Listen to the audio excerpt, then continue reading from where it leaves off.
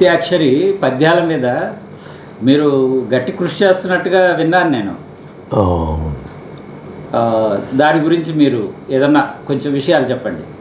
అంత్యాక్షరి పద్యం గురించి అది ఎలా పట్టుకున్నారు మీరు? గోదావరి జిల్లా వాడినే, కానీ మా జన్మస్థానం మాత్రం ద్రాక్షారామం వద్ద ఎర్రపోతవరం అనే గ్రామం. అంటే ద్రాక్షారామకి 5 కిలోమీటర్లు మాత్రమే దూరంలో. ద్రాక్షారామ భీమేశ్వరుడికి మేము పాద సన్నిధిలో ఉన్నట్టే లెక్క అన్నమాట అండి. ఏవి కావాల్సి వచ్చినా ద్రాక్షారామే వెళుతుండేవాళ్ళం చిన్నప్పుడు.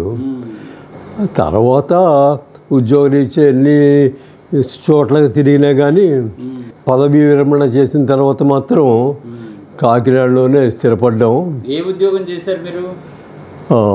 నా మొట్టమొదటి పోస్టింగ్ అయితే శ్రీకాకుళం జిల్లా treasuries and accounts department, district treasury office Srikakulam at Visakhapatnam.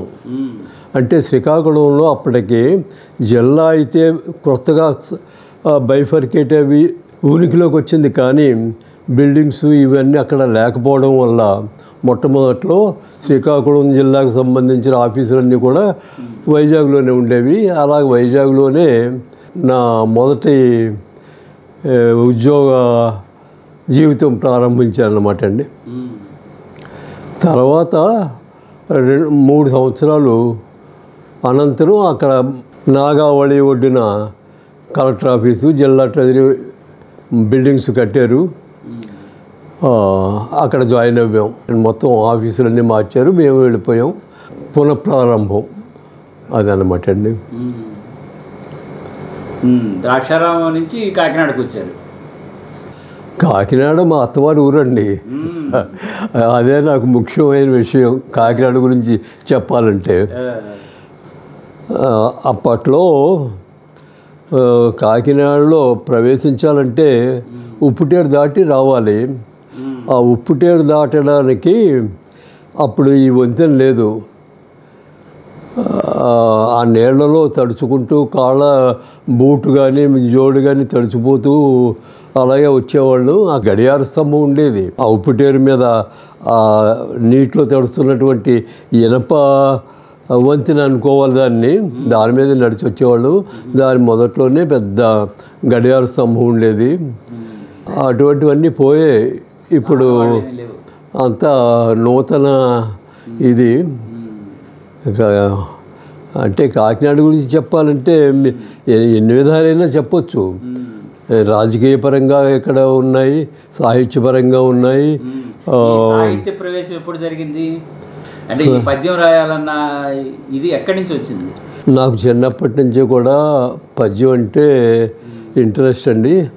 నాకు మంచి పద్యం దొరికింది అంటే వెంటనే ఓ చిన్న పుస్తకంలో రాసుకునేవాడిని. ఆ తర్వాత ఆ చిన్న పుస్తకం ఎగ్జాస్ట్ అయిపోయిన తర్వాత ఇది పద్ధతి కాదని మళ్ళీ ఓ పెద్ద పుస్తకం కొని అందులో ఈ పద్యాలే కాదు మంచి మంచి పదాలు దొరికినా, పర్యాయ పదాలు దొరికినా ఇటువంటివన్నీ రాసుకుంటుండేవాడిని. ఆ పుస్తకంలో ఉన్నటువంటి పద్యాలే ఇప్పటికీ కూడా నాకు ఉపయోగిస్తున్నాయి. అయితే నేను అప్పట్లో ఆ పద్యం రాసుకోవడం తప్ప ఆ పద్యం కవి ఎవరు, అది ఏ గ్రంథంలోది అనే విషయాలు రాసుకోలేదు. అందుచేత ఇప్పుడు నాకు పద్యం ఒకటే ముఖ్యమని అనిపించట్లేదు. ఈ పద్యానికి సంబంధించినటువంటి అన్ని విషయాలు కూడా ఇప్పుడు నాకు ముఖ్యమే. అంటే ముఖ్యం అంటే ఎలాగా, ఈ అంత్యాక్షరిలో మొట్టమొదట ఏలూరిపాటి అనంతరామయ్య గారు టీవీలో నేషనల్ ఛానల్ DD8 ఆ వారం గుర్తులేదు 3 గంటలు అనుకుంటాను. ఆ 3 గంటలకే ఆ రోజున ఇది వస్తుండేది. ఏది పద్యాల తోరణం అనే ఆ టైటిల్ మీద ఆ టీవీలో వస్తుండేది. అంతకుముందు నా ఫ్రెండ్, నా స్నేహితుడు, ద్రాక్షారామ వాడే క్లాస్మేటు భాగవతి సుబ్బారావు నెహ్రూ అనేవాడు చాలా క్లోజ్గా ఉండేవాళ్ళం మేము. ఫస్ట్ ఫారం అంటే 6th క్లాస్, ఇప్పుడు అప్పటి నుంచి 5th ఫారం అంటే 10th క్లాసు. ఈ అన్ని క్లాసుల్లో కూడా మేము క్లాస్మేట్స్. నేను రిటైర్ అవుతున్న టైంలో ఇది వస్తుంది, తను అందులో పార్టిసిపేట్ చేశాడు. నెహ్రూ ఏలూరిపాటి వారి వీక్లీ కార్యక్రమంలో. ఆ తర్వాత నాకు చెప్పాడు. చెప్తే నేను కూడా వివరాలు అడిగి అందులో ఏ విధంగా ప్రవేశించాలి, ఏ విధంగా తయారవ్వాలి, ఏమిటి అని వివరాలన్నీ అడిగి అలా తయారైన తర్వాత ఒక వారం కార్యక్రమంలో నేను కూడా పార్టిసిపేట్ చేయడం జరిగింది. అంటే నాకు చిన్నప్పటి నుంచి రాసుకున్న పద్యాలు అప్పుడు ఉపయోగించాయి. ఆ తర్వాత మళ్ళా 5-6 సంవత్సరాలు పోయిన తర్వాత మా డిపార్ట్మెంట్లోనే director of treasuries and accounts, చిన్నప్పటి నుంచి అంటే అంతకుముందు ఒక 10 సంవత్సరాలు అవుతుంది, నేను పియూసీ చదువుతున్నప్పుడు అప్పటి నుంచి ఆయనకి నాకు పరిచయం ఉండేది. ఆయన రిటైర్ అయిపోయి ఇక్కడ స్థిరపడ్డారు. నేను రిటైర్ అయిన తర్వాత అనుకుంటాను ఆయన ఒక తెలుగు సాహిత్యంలో ఒక మంచి 10 పద్యాలు నాకు కావాలి, చెప్పగలవా అన్నాడు. చెప్తానన్నాను. సరే చెప్పడం కాదు, నాకు రాసి ఇయ్యి అన్నాడు. రాసి ఇచ్చాను. తర్వాత ఆయన చూసి మంచి పద్యాలేవి అనుమానం లేదు, కానీ నాకు ఇది ఉపయోగం లేదు, దాని భావం నాకు అర్థం అవ్వాలి కదా, నువ్వు ఆ భావం కూడా రాసి ఇయ్యి అన్నాడు. అప్పుడు ఆ భావం రాస్తున్నప్పుడు నాకు ఐడియా వచ్చింది. ఏమిటి, ఒక్క పద్యం ఒక్కటే సరిపోదని ఆయన అంటున్నాడు, అది కరెక్టే. ఆ పద్యానికి సంబంధించిన తాత్పర్యంతో పాటు ఆ పద్యం యొక్క నేపథ్యం ఏమైనా ఉందా, చరిత్ర ఏమైనా ఉందా, దానికి సంబంధించినటువంటి ఎప్రిసియేషన్, ఆ ఎప్రిసియేషనే కాకుండా మన ఆంధ్రుల సంస్కృతి, దానికి సంబంధించినటువంటి చరిత్రకి సంబంధించిన విషయాలు కూడా ఏమన్నా ఉన్నాయా. అయితే పద్యాలు వరుసలు ఇచ్చేస్తే కొంత అభినివేశం ఉన్నవాళ్ళు, ఇష్టం ఉన్నవాళ్ళు మాత్రమే ఆ వరుసలో ఉన్న లిస్టు పద్యాలు చదువుతారు, కానీ దానివల్ల సుఖం లేదు. ఆ పద్యాల్ని చదువుతుంటే ఇంకా చదవాలి అనిపించేలాగా చేయాలంటే ఆ పద్యాలకి ఒక సంభాషణ రూపంలో రావాలి. అంటే ఆ సంభాషణ రూపంలో రావాలన్నా కూడా అది కష్టమే. దానికి ఒక పోటీ, పద్యాల పోటీ అన్నట్టు వస్తే ఆ నేపథ్యంలో ఆ పద్యం యొక్క బరువు చదువురికి తెలుస్తుంది అనే ఉద్దేశం మీద నేను అలా రాస్తే బాగుంటుంది అనుకుంటుంటే, సరే పేరు గుర్తులేదు, ఆయన స్థిరపడింది మాత్రం హైదరాబాదు. ఆయన పత్రిక నడుపుతున్న ప్లేసు మరొకటి ఉంది. ఆయన అప్పు శతకం అని రాశారు. దాని గురించి ఎక్కడో రివ్యూ పడింది. ఆ రివ్యూ చదివిన తర్వాత ఆ అప్పు శతకం పంపించండి అని ఆయనకి నేను ఉత్తరం రాస్తే ఆయన పంపించాడు. ఆ అప్పు శతకం చదివిన తర్వాత నాకు దాని మీద అప్పు అనగానే ఒక విధమైనటువంటి నవ్వు, ఆశధోరణి మనసులో కలుగుతుంది.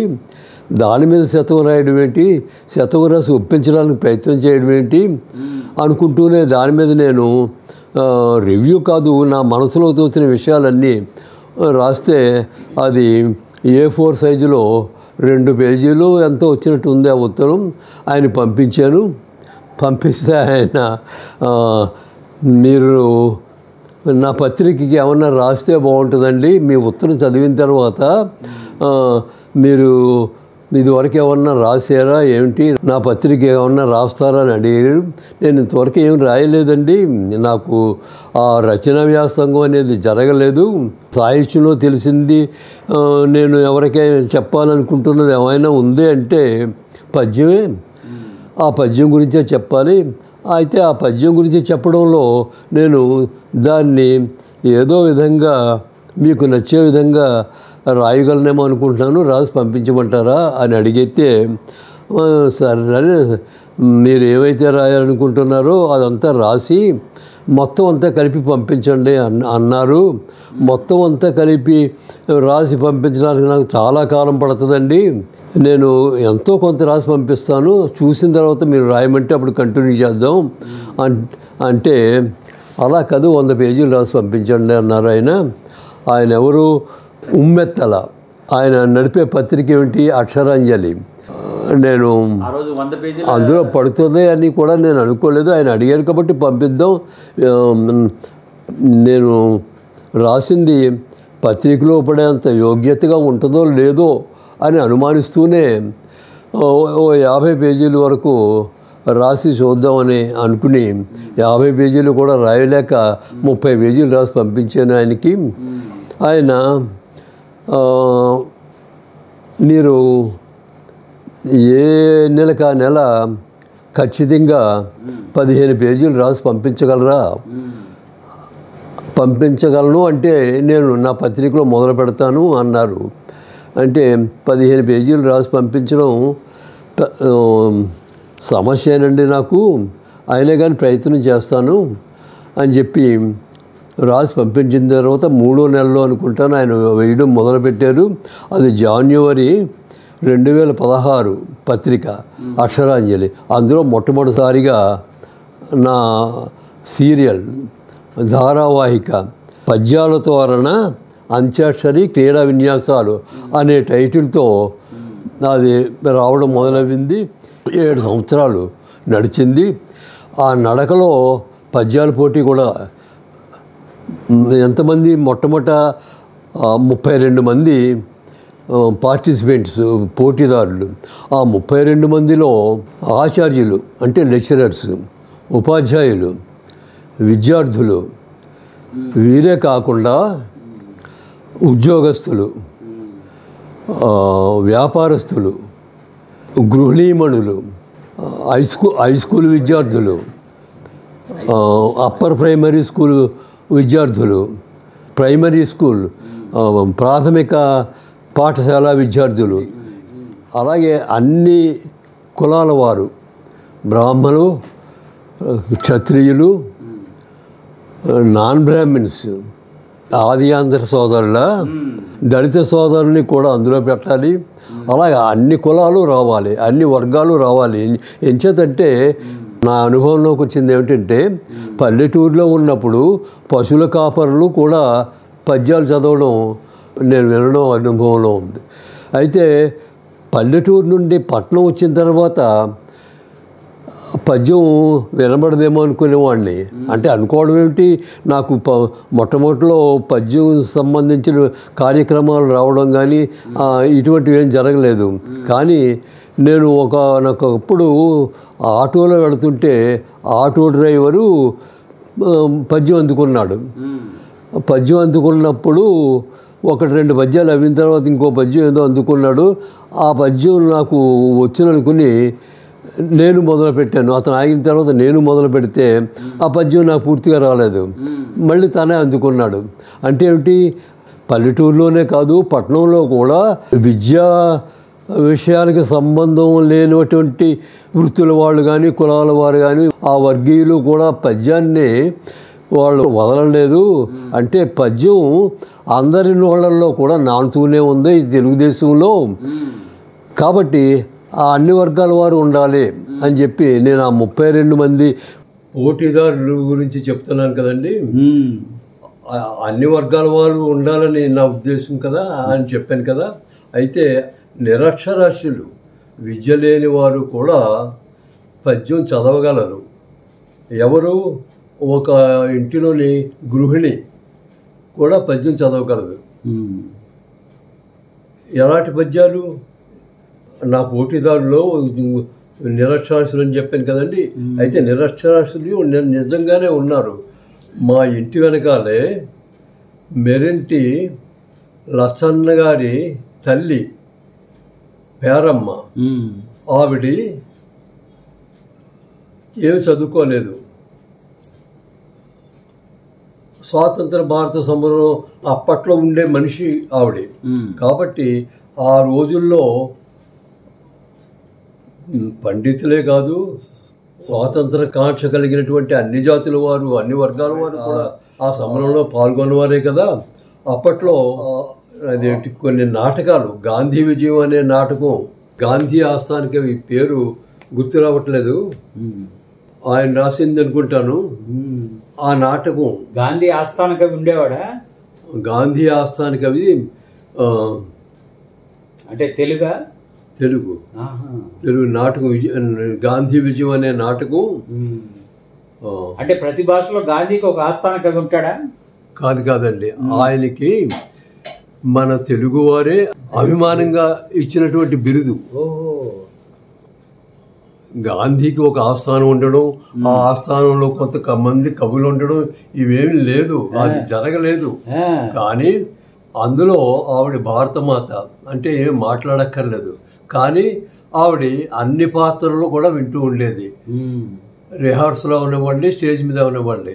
అంచేత ఆవిడికి ఆటోమేటిక్గా ఆ పద్యాలు అన్నీ కంఠస్థం.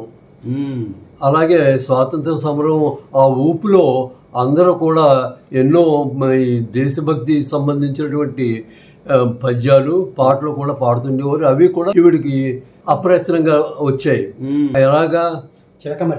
చిలకమర్తి దేశభక్తికి సంబంధించిన పద్యం మొట్టమొదట రాసిన వాడు చిలకమర్తి. ఏమిటి ఆ పద్యం?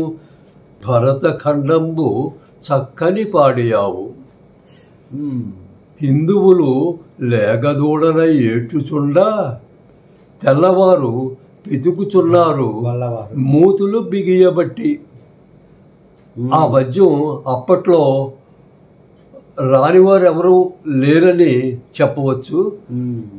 ఈవిడి ఆ పద్యం ఒకటే కాదు, దాని తర్వాత చంద్రసాలను చెరసాలలో అని ఏవో పద్యాలు ఇంకా ఉన్నాయి చిలకమర్తి రాసినవి. ఆ పద్యాలు కూడా ఈవిడ చదివింది. కాబట్టి వారం వారం జరిగే పోటీల్లో ఈ నిరక్షరాస్యులైనటువంటి ఈవిడి కూడా ఈ 32 పోటీదారుల్లో పాల్గొని కొన్ని వారాలు నడపగలిగింది. అంటే ఏమిటి? కొన్ని పద్యాలు ఆవిడకు వచ్చాను కాబట్టి అవి కూడా స్వతంత్ర సంబంధించినటువంటి పద్యాలే కాబట్టి ఆవిడ చదివింది. పోటీ నడుతున్నటువంటి సంచాలకులు ఒప్పుకున్నారు, అప్రిసియేట్ చేశారు. అలాగా నా ఉద్దేశం ఏంటంటే నిరక్షరాస్యులకి కూడా పద్యం అనేది కావాల్సినదే. వాళ్ళు కూడా పద్యాన్ని ఆనందించగలరు. పద్య సాహిత్యం అనేది సంగీత కచేరీ, అన్ని హంగమాలు, వాయిద్యాలు ఇవన్నీ పెట్టుకుని నడిపే వాళ్ళకే కాకుండా ఏమీ తెలియని వారికి కూడా ఇది సంగీత కచేరీయే పద్యం అంటే. అంటే ఏంటి? పేదవాడి పెన్నిది, సాహిత్య పెన్నిది, సంగీత పెన్నిది అనుకోవచ్చు పద్యం. అటువంటి పద్యాన్ని బ్రతికించాలి అంటే దాన్ని అందరికీ అందుబాటులోకి వెళ్ళాలి. అంటే అందరూ పార్టిసిపెంట్స్ ఉండాలి, అందరి మనస్తత్వాలను అందులో ప్రతిఫలించాలి. అందరి యొక్క భాష కూడా మార్పులు ఉంటాయి తరగతులను బట్టి, అవి కూడా అందులోకి రావాలి. అందులో పద్యం చదివే వాళ్ళలో నత్తివారు ఉండొచ్చు, ఒత్తులు పలకలేని వారు ఉండొచ్చు. నేను పెట్టాను, వాళ్ళు అలాగా పద్యాలు చదివారు. సంచాలకులు దాని గురించి చెప్పవలసిన మాటలు చెప్పారు. అవన్నీ ఆ సీరియల్లో మొత్తం 7 సంవత్సరాలు, అంటే 2016 జనవరి పత్రిక నుండి మొదలవ్వి మనకి కరోనా స్టార్ట్ అయిన సంవత్సరం 2020 సంవత్సరం వరకు, అంటే మొత్తం 7 సంవత్సరాలు అది నడిచింది. ఆ కరోనాకి ఎడిటర్ గారు ఉమ్మెత్తల నరసింహమూర్తి గారు, ఆయన దెబ్బతిన్నారు, నేను కూడా దెబ్బతిన్నాను. మళ్ళా దాన్ని కంటిన్యూ చేయలేకపోయాం, అది అక్కడ ఆగింది. అలా 7 సంవత్సరాలు నడిచిన తర్వాత అది ఆగింది. అయితే నేను ఆగింది అని మాత్రం నా మనసు ఒప్పుకోదు. నేను దాన్ని మళ్ళీ కంటిన్యూ చేస్తాను, రాస్తాను. అయితే ఈ లోపల నేను మళ్ళా కాస్త ఆరోగ్యం పుంజుకున్న తర్వాత మళ్ళా దీన్ని రివైవ్ చేయాలనుకుంటే ఏ విధంగా చేయాలి అన్నప్పుడు ఈ పంచాక్షరి అంటే దీని పేరు అసలు పేరు ప్రతిమాల. ఈ ప్రతిమాల అనే పదం ఎక్కడ ఉంది? మన పెద్దలు అందించినటువంటి చతుషష్ఠి కళలు 64 కళలు ఉన్నాయి కదా, అందులో ప్రతిమాల ఉంది. ఆ నంబరు కూడా ఉంటుంది, నాకు బాగా గుర్తులేదు. ఆ ప్రతిమానే అంత్యాక్షరి.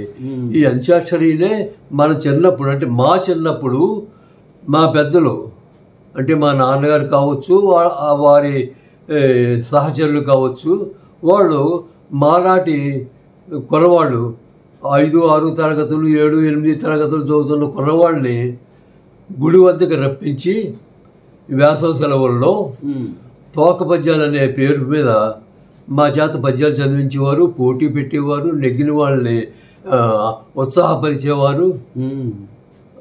కాబట్టి ఆ తోక పద్యాలే ఈ ప్రతిమాల, ఈ ప్రతిమాలే ఈ అంత్యాక్షరి. ఈ అంత్యాక్షరే ఈ అక్షరాంజలిలో పడుతున్నటువంటి ఈ టైటిల్. ఏది? పద్యాల తోరణ అంత్యాక్షరి క్రీడా విన్యాసాలు. అదండి మీరు నన్ను అడిగినటువంటి నేపథ్యం. ఈ పద్యాలు మీరు ఎలాగా అసలు ఈ కళని మీరే బతికించారు. ఈ కళని ఈ కాలానికి నాకు ఇప్పుడు దీన్ని ఇంకా విస్తృతంగా చేయాలంటే ముందు పండితులు దీని వద్దకు వస్తే వారు దీనిని పద్య రూపంలో రాస్తే అది తక్కిన విద్యార్థి లోకంలోకి వెళితే అక్కడ నుంచి ఇది మొదలైతే ఈ పద్యం ఇంతవరకు జరుగుతున్న పద్య రూపంలో కాకుండా అంత్యాక్షరి రూపంలో కూడా వస్తే ఇక పద్యానికి ఢోకా ఉండదు అని నా ఉద్దేశం. అంచేత నేను ఇప్పుడు 1 శతకం అంత్యాక్షరి ప్రక్రియలో 1 శతకం రాయాలని అనుకుంటున్నాను. మొదలు పెట్టాను, రాస్తున్నాను. అయితే ఇది 2 సంవత్సరాల క్రితం మొదలుపెట్టినప్పుడు నా ఆరోగ్యం బాగుండేది. ఇప్పుడేమో మళ్ళా మా శ్రీమతి అనారోగ్యం పాలవ్వడం, ఆవిడ కోలుకున్న తర్వాత మళ్ళా నేను అనారోగ్యం పాలవ్వడం జరిగింది. దీంతో ఇది ఇప్పటికి 90 పద్యాల వరకు రాశాను. తక్కినవి కూడా నేను రాసి దీన్ని ఈ శతక రూపంలో, అంటే శుద్ధ అంత్యాక్షరి ప్రతిమ 64 చతుషష్ఠి కళల్లో చెప్పబడినటువంటి ప్రతిమాల ఏదైతే ఉందో దానికి ప్రతిరూపంగా ఈ పద్యాలు రాయగలిగితే ఈ శతకాన్ని పూర్తి చేస్తే ఇది లక్షణం ప్రకారం రాసినట్టు అవుతుంది. కాబట్టి లక్షణం, లక్ష్యం, ఈ లక్ష్యాన్ని లక్షణాన్ని మనసులో పెట్టుకుని ఆ లక్షణ ప్రకారం రాస్తే అది శుద్ధ అంత్యాక్షరి అని. ఆ శుద్ధ అంత్యాక్షరి ఇది ప్రజల్లోకి వెళ్ళడం కష్టం కాబట్టి ప్రజల్లోకి వెళ్ళాలంటే దానికి కొన్ని సడలింపులు, కొన్ని మినహాయింపులు ఇవ్వాలి. అలాగా తీసుకురావాలి. కాబట్టి ఆ మినహాయింపులు, ఆ సడలింపులు ఇవన్నీ కూడా మరలా నా సొంతంగా నేను పెట్టడం కాకుండా మన కవులు మొట్టమొదటికవి ఆదికవి నన్నయ్య ఆయన ఏవైతే పెట్టాడో పద్యానికి అలంకారాలు, ఆ అలంకారాలు ఏమిటి? యతి ప్రాస. ఈ యతి ప్రాసలు లేని పద్యాలు ఉన్నాయి, ఎక్కడ? సంస్కృతంలో ఉన్నాయి. అలాగే కొన్ని ఇతర భాషల్లో కూడా యతి లేనట్టు అనుకుంటున్నాను, లేవు. అయినప్పటికీ కూడా ఈ యతి ప్రాస ఉంటేనే పద్యం చాలా అందంగా నడుస్తుంది. కాబట్టి ఈ యతి ప్రాసలే కాకుండా పద్యానికి ఉండవలసినటువంటి లక్షణాలన్నీ చూపెడుతూ దానికి మళ్ళీ లక్ష్యాలని కూడా చూపెట్టి ఆ లక్షణాలకి లక్ష్యానికి లింక్ ఇస్తూ ప్రతిమాల వ్యాకరణ దర్పణం అనే దాన్ని కూడా తీసుకుని వస్తే అప్పుడు ఇది ఈ ప్రాజెక్టు కంప్లీట్ అవుతే, అంటే ఏమిటి? అంత్యాక్షరి, శుద్ధ అంత్యాక్షరి ఇప్పుడు నేను రాస్తున్నాను. ఈ శుద్ధ అంత్యాక్షరి అయిపోగానే సరళ అంత్యాక్షరి అంటే అన్ని వర్గాల వారికి ప్రాథమిక పాఠశాలలో చదువుతున్నటువంటి 7వ తరగతి కుర్రవాడికి కళాశాలలో తెలుగు బోధిస్తున్నటువంటి ఆచార్యవర్యులు కానీ ఉపాధ్యాయులు వాళ్ళకి కూడా అందరికీ పనికి వచ్చే విధంగా ఈ సరళ అంత్యాక్షరిని నడిపిస్తే ఇది ప్రజల్లోకి వెళుతుంది. కాబట్టి ఆ సరళ అంత్యాక్షరి కూడా రాసి, శుద్ధ అంత్యాక్షరి ఇప్పుడు నేను రాస్తున్నది, రాయబోయేది సరళ అంత్యాక్షరి. తర్వాత ఇంకా సరస్వతి మాత అనుగ్రహిస్తే దర్పణం, వ్యాకరణ దర్పణం, ఇవన్నీ కూడా ఒకేసారి తీసుకురావాలని ఉంది. ఒకేసారి నేను తీసుకురాలేకపోతే కనీసం ఇప్పుడు నేను మొదలుపెట్టినటువంటి ఈ శుద్ధ అంత్యాక్షరి మొట్టమొదటి తీసుకొచ్చి తర్వాత అవన్నీ తీసుకురావాలనుకుంటున్నాను. మరి అదంతా ఆవిడ ఎలా జరిపించుకుంటుందో అది ఆవిడకే వదిలేస్తున్నాను. ఎందుకంటే నా ఆరోగ్యం రోజు రోజుకి కూడా ఏ విధంగా మారుతుందో తెలియట్లేదు. సరే, నా ఆరోగ్యం ఎలాగున్నా కానీ నేను మాత్రం ఈ 3 కూడా కంప్లీట్ చేయాలి, నేను చేయగలను. నన్ను అవి పూర్తయ్యే వరకు ఆవిడ నన్ను నా ఆరోగ్యాన్ని కూడా రక్షించుకుంటూ నా చేతిలో కళాన్ని కూడా నడిపించుకుంటూ ఆవిడే ఈ ప్రాజెక్టు పూర్తి చేసుకుని తనకి అలంకరించుకుంటుంది అని నేను అనుకుంటున్నాను. మరి తర్వాత ఆమె ఇష్టం. తప్పకుండా ఆ యొక్క కోరిక ఆమె తీర్చుకుంటుందని, ఆమె విచారణ చేయించుకుంటుందని కోరుకుంటున్నాం మేము కూడా. చాలా మంచి విషయాలు చెప్పారు. చాలా అసలు ఈ ప్రతిమాల అనేటువంటి ఒక కళ 64 కళల్లో ఒకటి ఉందని, దాన్ని ఈ విధంగా మన ఆంధ్ర రాష్ట్రంలో టాపిక్ని మాట్లాడేవాళ్ళు కనిపించలే నాకు. నేను ఎక్కడ వినలేదు మాట్లాడేవారు. ఈ ప్రతిమాల గురించి మాట్లాడిన వ్యక్తి మీరు ఒక్కరే కనిపిస్తున్నారు ఈ రాష్ట్రంలో. ఈ యొక్క కళ ఒకటి ఉందని, పద్యంలో ప్రతిమాల అనేది ఒకటి ఉందని, ప్రతిమాలని పద్యంతో నడిపించే ఒక కళ ఉందని మీ ద్వారానే నేను మొదటిసారి వినడం. అయితే ఈ కళకి మీరే ఆద్యులు ప్రస్తుతం. మీరు అలాగ అనుకోవచ్చు, కానీ దీనికి ఆద్యులు ఏలూరిపాటి అనంతరామయ్య గారు. ఆయన దానిని లక్షణం ప్రకారం నడిపించారు. కానీ ఆయన అప్పట్లో ఆయన కానీ ఆయన శిష్యవర్గం కానీ ఎవరైనా దాన్ని గ్రంథస్థం చేసి ఉంటే మనకి అప్పట్లోనే దొరుకుండేది. కానీ గ్రంథస్థం చేసిన జాడలు నాకు కనిపించలేదు. అయితే అనంతరామయ్య గారు దాన్ని చేసిన తర్వాత ఆయన పోవడం ఇవన్నీ జరిగాయి. దాన్ని మళ్ళా అందిపుచ్చుకున్న వాళ్ళు లేకపోలేదు. గరికిపాటి నరసింహారావు గారు మరలా టీవీలోనే తరతరాల తెలుగు పద్యం అనే టైటిల్ మీద ఆయన కూడా కొంతకాలం నడిపించారు. ఆయన కూడా దీన్ని గ్రంథస్థం చేయలేదు అని నేను అనుకుంటున్నాను. ఎంచేదంటే నాకు లైబ్రరీలో క్షుణ్ణంగా కొన్ని రోజులు, గంటలు, వారాలు, నెలలు లైబ్రరీలో కూర్చొని నేను వెతకడం జరిగింది. నాకు ఎక్కడా కనిపించలేదు. సహస్రావధాని నరసింహారావు గారు కానీ ఆయన శిష్యవర్గం కానీ ఆయన కూడా దీన్ని గ్రంథస్థం చేసినట్టు కనిపించలేదు. అయితే ఆద్యులు వారు, కానీ అది గాలిలోనే వెళ్ళిపోయింది తప్ప పుస్తక రూపంలో గ్రంథస్థం కాలేదు. దానిని ఏ విధంగా అయినా గ్రంథస్థం చేసి ప్రజలందరికీ ఇవ్వాలనే ఉద్దేశంతో నేను రాశాను. ఉమ్మెత్తల వారు ఆమోదించారు. అది ధారావాహిక రూపంలో మాత్రమే వచ్చింది. 7 ఏళ్ల పాటు ధారావాహిక రూపంలో మాత్రమే వచ్చింది. కానీ గ్రంథస్థ రూపంలో రావాలంటే నేను దాన్ని ప్రింటింగ్ ప్రచురించాలి. ప్రచురించే ప్రయత్నం నా వల్ల ఇంకా జరగలేదు. మరి అది కూడా ఆవిడ జరిపించుకుంటుందేమో తెలీదు. ముందు అవన్నీ చూడాలి, కాలమే చూడాలనుకుంటున్నాను నేను. ఆ 7 సంవత్సరాలు జరిగినటువంటి ఆ యొక్క పద్య దీన్నంతా కూడా ఆ సీరియల్స్ కూడా పుస్తకంగా వస్తే బాగుంటది అనేది. మళ్ళా నేను మొదటి భాగంగా ఇంతవరకు వచ్చిన దాన్ని మొదటి భాగంగా ప్రచురించి, అంటే ఏంటి ఈ 7 సంవత్సరాలు జరిగిందంతా లక్షణాలతోటి వ్యాకరణంతో అంత మా 3 కూడా కలిపి ధారావాహికలో వచ్చింది. ఆఖరిని అసలు పోటీ ఉంది.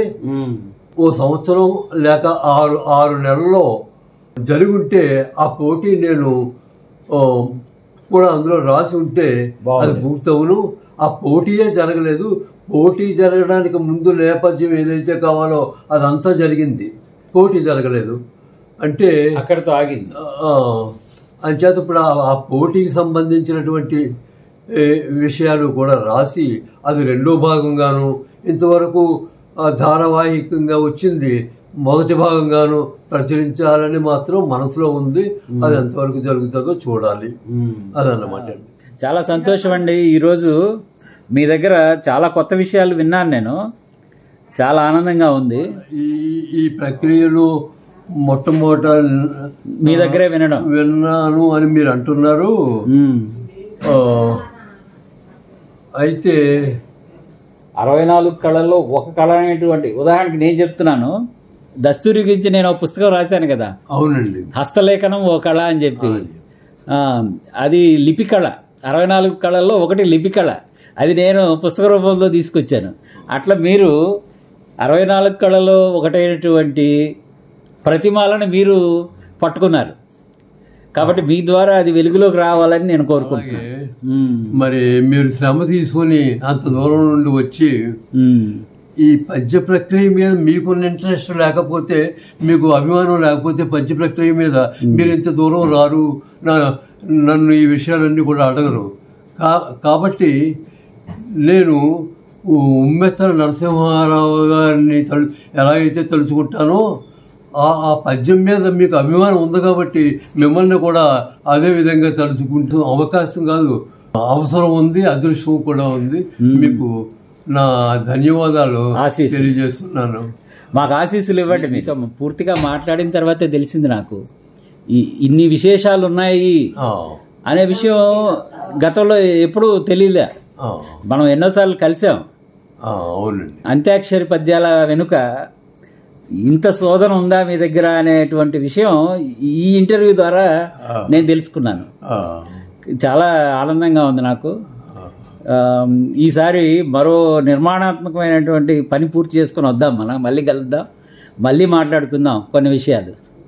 అలాగే మళ్ళీ మీరు రావాలని నేను స్వాగతిస్తున్నాను, కోరుకుంటున్నాను. మీకు ధన్యవాదాలు కూడా తెలియజేస్తున్నాను. మరి సెలవు తీసుకోమంటారా? ఉంటానండి. సంతోషం. Thank you. ధన్యవాదాలు.